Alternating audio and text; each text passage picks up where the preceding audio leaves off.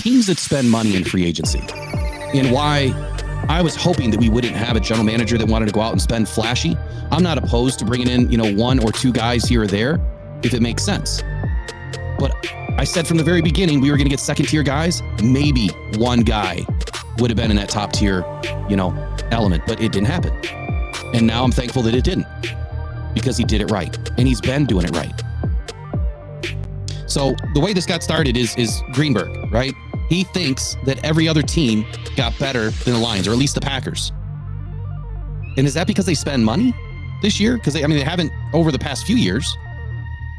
Because they definitely didn't get better by all of the players that they brought in, especially now today.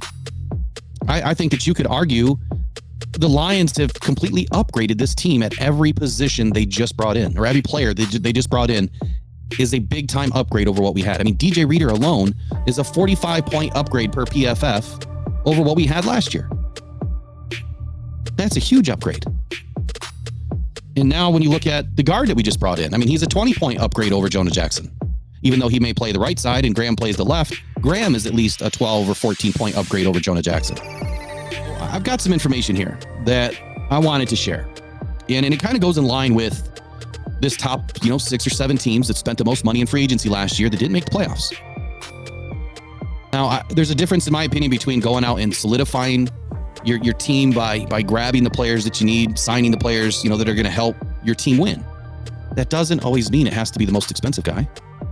It doesn't mean that it has to be the number 1 or number 2 or number 3 overall guy at that respective position.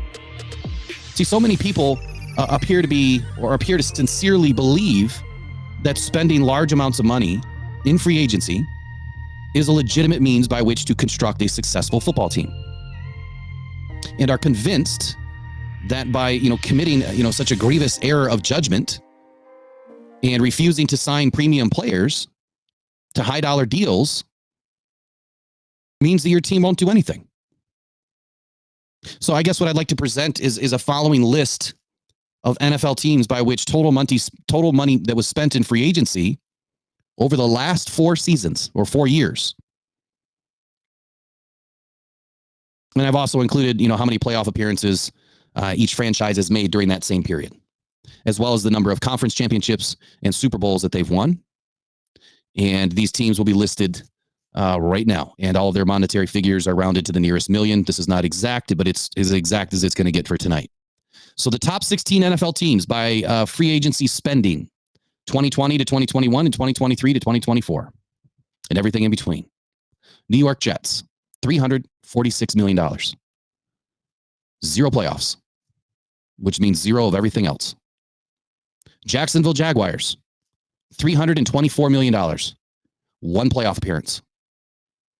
And they lost. And they were bottom, I don't know, what were they, the 7th seed?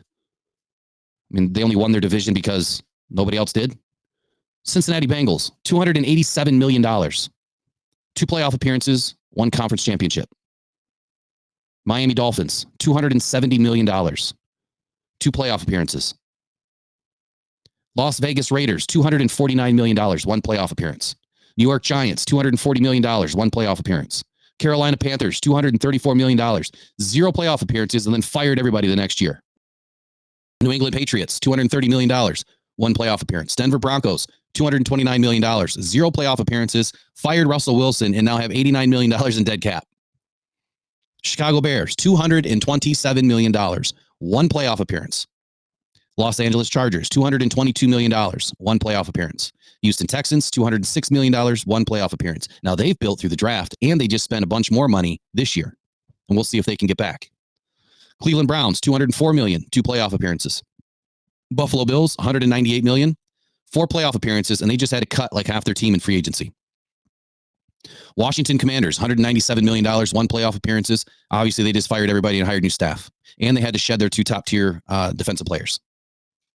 Tennessee Titans, $159 million, 2 playoff appearances. You notice a team that I did not say out of the top 16? I think you did. Now, 50% of the NFL teams who spent the most in free agency during the past 4 years combined for a grand total of 20 playoff appearances out of 56. 1 conference championship in 8, 0 Big goose egg, 0 Super Bowls. So to get a little bit more granular, the 10 highest spending franchises made 9 total playoff appearances and won 1 conference championship, with 3 top 10 teams missing the playoffs in all 4 seasons. Now let's talk about the bottom 16 teams. Kansas City Chiefs, $157 million spent. They are number 17th in this list, or number 17 on this list. I mean, 17th most money spent. 4 playoff appearances, 3 conference championships, 2 Super Bowls. Next up, your Detroit Lions, 18th most money spent, $148 million. 1 playoff appearance, 2 wins, almost a conference championship. NFC North championship, almost went to the damn Super Bowl. We barely spent anything. Baltimore Ravens were next, $144 million, 3 playoff appearances. Atlanta Falcons, $141 million, 0 playoff appearances. Pittsburgh Steelers, $130 million, 3 playoff appearances. New Orleans Saints, $130 million, 1 playoff appearance. Minnesota Vikings, $126 million, 1 playoff appearance. Arizona Cardinals, $126 million, 1 playoff appearance.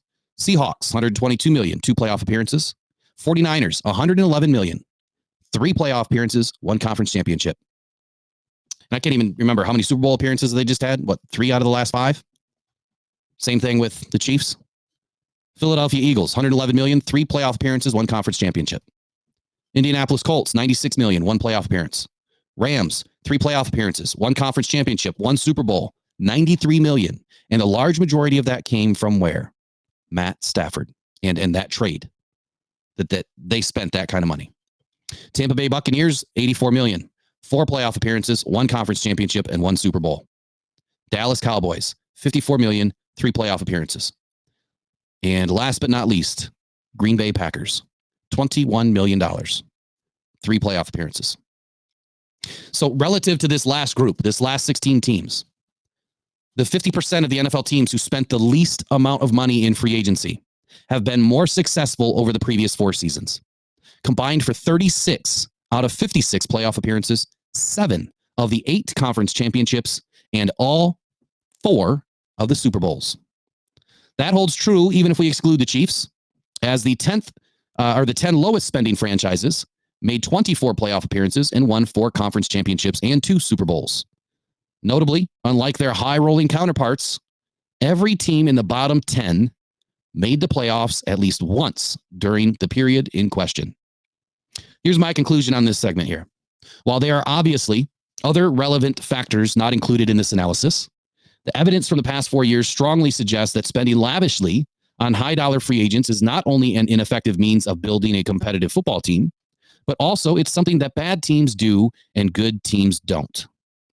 Successful franchises still spend money, but they primarily do it by offering extensions to good players they drafted, not by paying a premium to guys allowed to hit the open market. Now, I'm sure that ruffled some feathers, but I think that it needs to be said.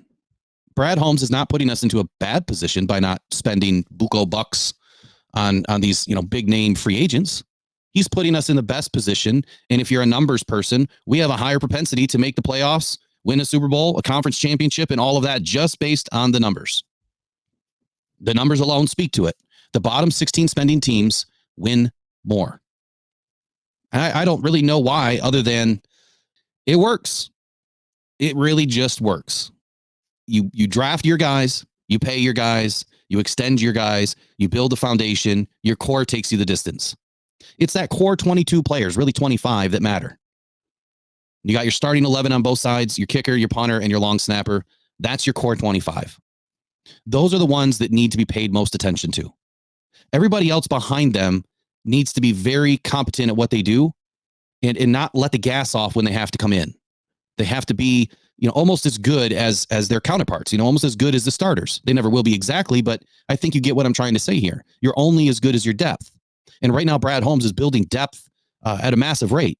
And eventually, through the draft, we're going to find those guys that press the gas and get us home.